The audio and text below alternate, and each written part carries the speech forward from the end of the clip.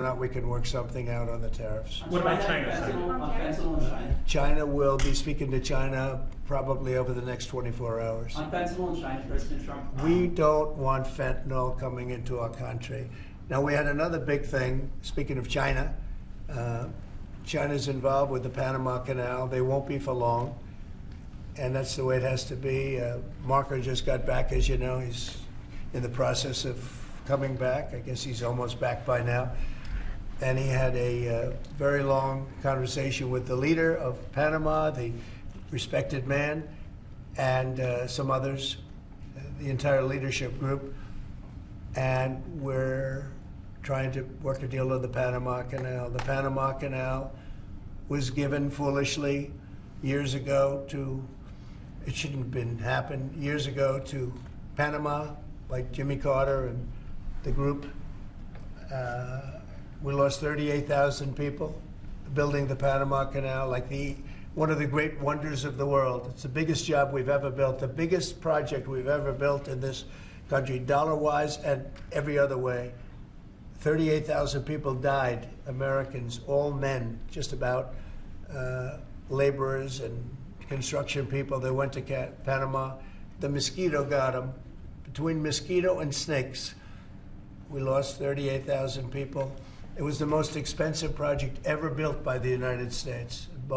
The biggest, most expensive project we ever built 110 years ago. If you bring it up to now, it would have been the equivalent of $2 trillion. The most expensive we ever built, and we gave it away for $1, okay? We gave it away essentially for nothing.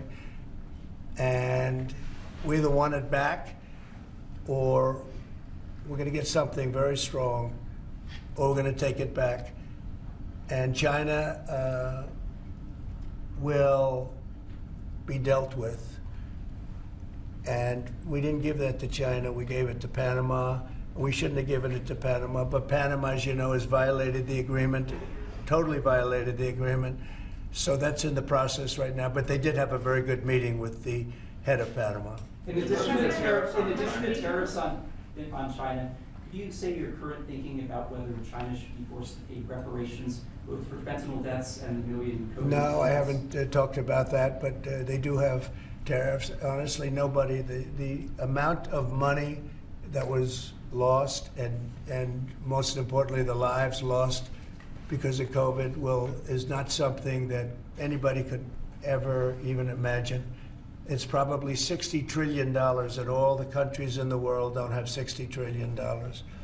The amount of death and the amount of destruction and the amount of money lost is probably $60 trillion. I had it figured by people about 3 months ago. I just said, figure it out. Nobody knows what the real number is, but it's almost an infinite number, the damage done. But I have not discussed that. What I have discussed is we'll have some good meetings with China. We have meetings planned, and we'll see what happens. But that was just an opening salvo.